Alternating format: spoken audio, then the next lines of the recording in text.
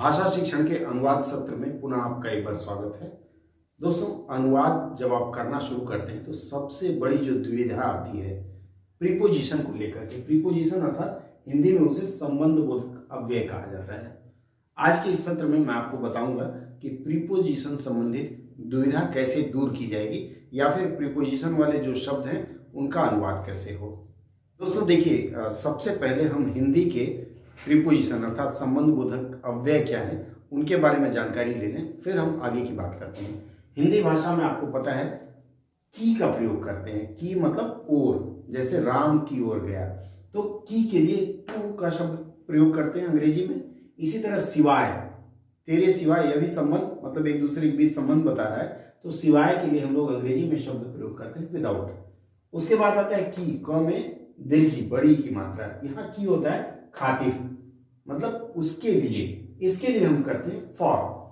जैसे राम की वजह से, इस तरह का शब्द प्रयोग होता है। उसके बाद आता है के का मतलब होता है बाहर के लिए, जैसे बाहर का रास्ता दिखाना, तो यहाँ आउट, घर के बाहर या कमरे के बाहर या छत के बाहर, हवा के बाहर, तो के मतलब बाहर का जब होगा तो उसके लिए आउट या आउटसाइड का प्रयोग करते हैं। इसी तरह से के का प्रयोग होगा अगर बिना के साथ, मतलब उसके बिना, तो उसके बिना यहाँ विथ होता है के साथ में, तो विदाउट होता है बिना के लिए, और अगर उसके साथ है राम के साथ विथ, यहाँ विथ का प्रयोग होगा। और ऐसे जगह देखिए ये जो के है इसका अर्थ लगभग शून्य हो जाता है।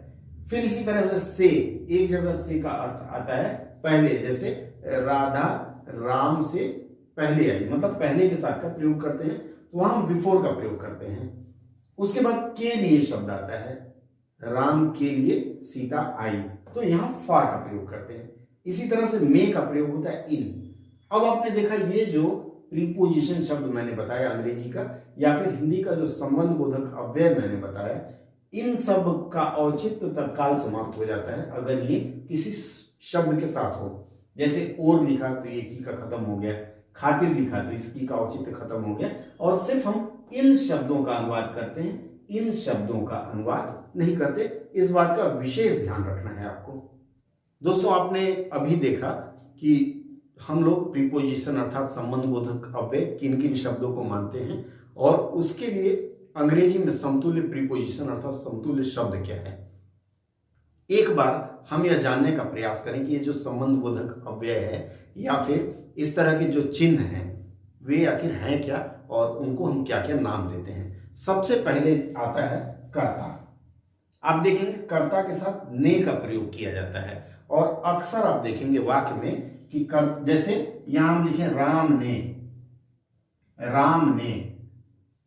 मैं आपको शुरू से बताता आया हूं कि अनुवाद में हम क्या करते हैं, सब्जेक्ट फिर वर्ब फिर ऑब्जेक्ट लेते हैं। तो अगर हिंदी में कोई वाक्य है जिसमें हमें सब्जेक्ट पहचानना हो, मान लीजिए 3-4 नाउन दिया हुआ है, 2-3 प्रोनाउन भी दिया हुआ है, तो सब्जेक्ट अगर पहचानना हो तो उसके लिए आसान तरीका क्या है कि जो सब्जेक्ट है, सब्जेक्ट के साथ हमेशा ने लगा रहता है, या फिर संज्ञा शब्द जिसके साथ ने लगा हो, जैसे ये राम ने, तो वह आपका हमेशा सब्जेक्ट होता है अर्थात कर्ता होता है।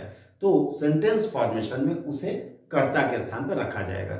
ठीक है, तो यहाँ कर्ता ने, कारक चिन्ह जिसे हम कहते हैं, कारक चिन्हों में क्या होता है, कर्ता, कर्म, करण, संप्रदान, अपादान, संबंध, अधिकरण और संबोधन। हिंदी व्याकरण आप पढ़ेंगे तो इन चीजों को पढ़ेंगे, लेकिन चूंकि हमें अनुवाद करना है हिंदी से अंग्रेजी में, तो इनकी भी आवश्यकता हमें महसूस होती ही है। तो कर्ता कारक है ने, मतलब जे ने जिसके पीछे लगा हो वह कर्ता है। इसी तरह से कर्म कारक को है, को जिस शब्द के पीछे, राम ने, यहां आते हैं रावण को, राम ने रावण को, तो ये कर्म हो गया रावण। उसके बाद आता है अंग्रेजी में ऑब्जेक्ट कहेंगे इसे करण। करण मतलब जो साधन होता है, रावण को तीर से मारा। ध्यान दीजिएगा कि ये जो कर्ता चिन्ह जो भी लगाए जा रहे हैं, समस्त चिन्ह संज्ञा या सर्वनाम के बाद लगाए जा रहे हैं, नाउन या प्रोनाउन के बाद लगाए जा रहे हैं या किसी शब्द के बाद लगाए जा रहे हैं। कर्ता के बाद ने लगा, कर्म के बाद को लगा, करण के बाद से लगा। उसके बाद आते हैं संप्रदान, को या के लिए। उसी तरह से अपादान मतलब से। संबंध कारक में क्या आता है, का, की, के, रा, री, रे। कितने हो गए, 6 हो गए। का, की, के, रा, री, रे। अब इसी तरह से अधिकरण होता है।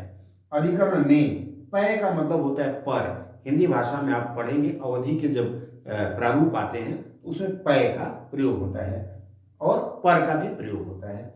अब अधिकरण के बाद संबोधन आता है हे राम। हे के बाद अमूमन हम लोग उल्टा आई, वोडाफोन आइडिया का जो चिन्ह है ना, उल्टा आई हम लगाते हैं, या फिर विस्मयादिबोधक चिन्ह बोलते हैं, या फिर एक्सक्लेमेटरी साइन बोलते हैं।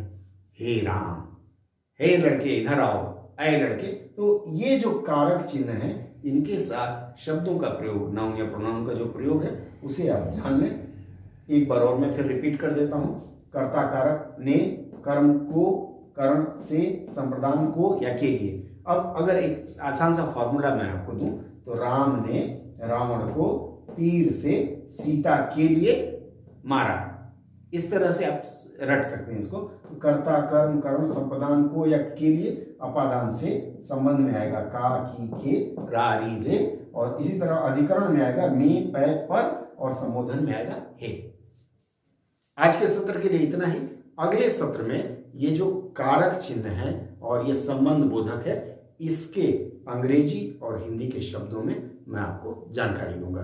तब तक के लिए जुड़े रहिए हमारे साथ। अगर आपने सब्सक्राइब न किया है तो आज सब्सक्राइब करके वो घंटी वाला बटन भी दबा दें।